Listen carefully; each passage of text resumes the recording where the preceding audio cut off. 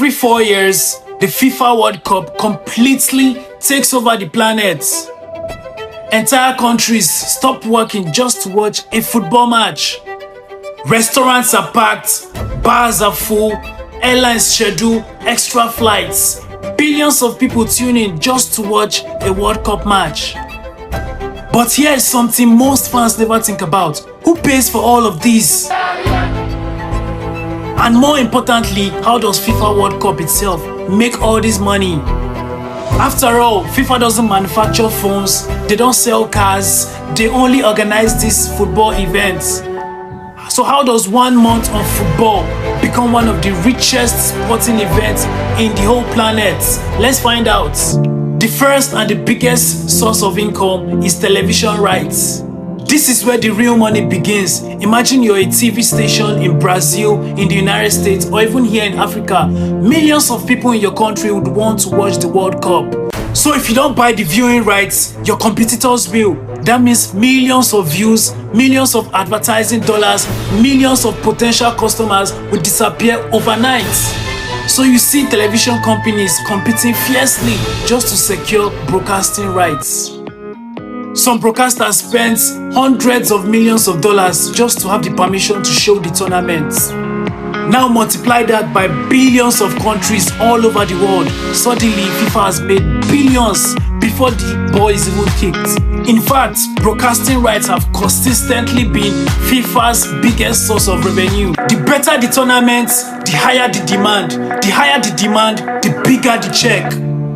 Next is sponsorships. Think of every World Cup you've ever watched. You've probably seen brands like Coca-Cola, Adidas, Visa, Hyundai, Qatar Airways, McDonald's, Hisense, and many more.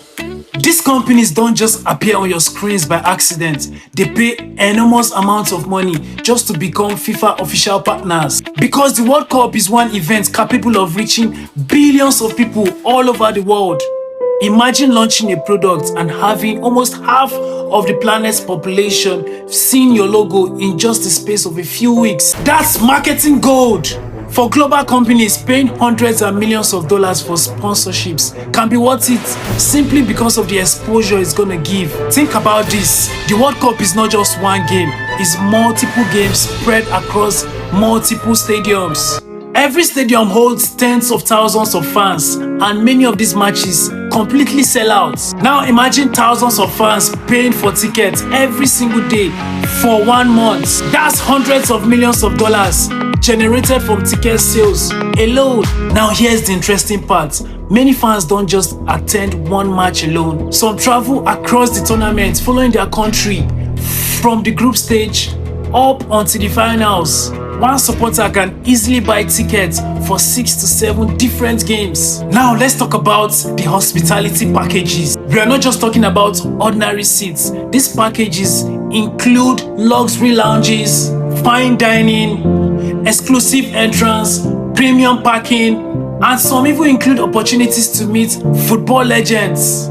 These tickets aren't sold for hundreds of dollars. Some packages cost several thousands per person. Businesses buy them, millionaires buy them, corporations entertain their important clients by buying them. One luxury box can generate worth more than 100 regular seats.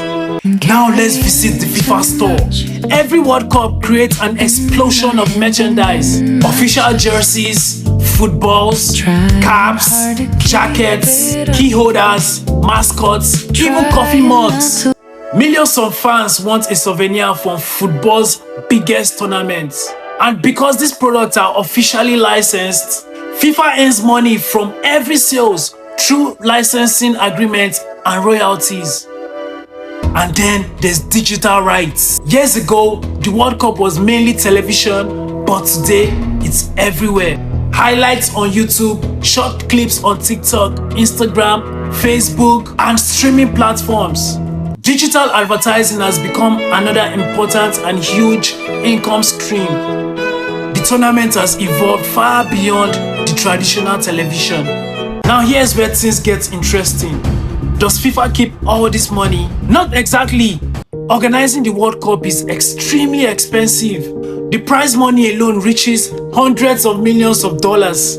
The host country receives financial support, the referees are getting paid, the security cost is enormous, the technologies like VAR cost millions, the temporary stadium infrastructure they have to build, the broadcast production, the medical services, the transportation, the staff salaries, insurance, all of these are expected to be paid for. Running the biggest sporting event on planet Earth isn't cheap, but despite all these costs, FIFA still records enormous revenues.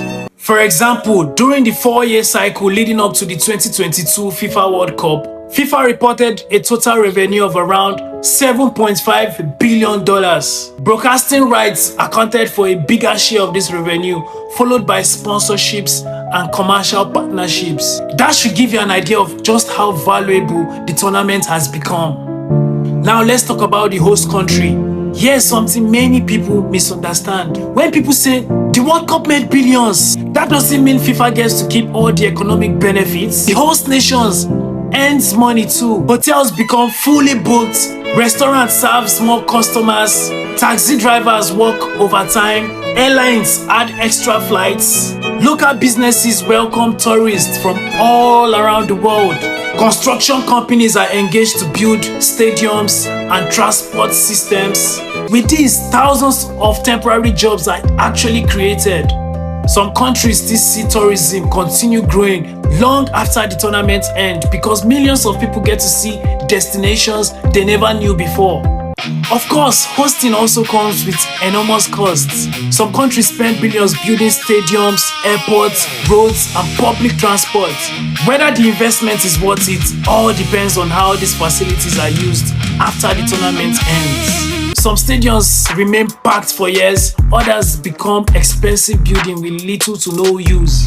So hosting the World Cup is both an opportunity and a financial gamble. Next time you watch the FIFA World Cup, remember, you're not just watching football, you're watching a multi-billion-dollar business that turns 1 month of matches into years of revenue, global partnerships, and unforgettable moments. And that's why the World Cup isn't just the biggest tournament in football, it's the biggest business in sports.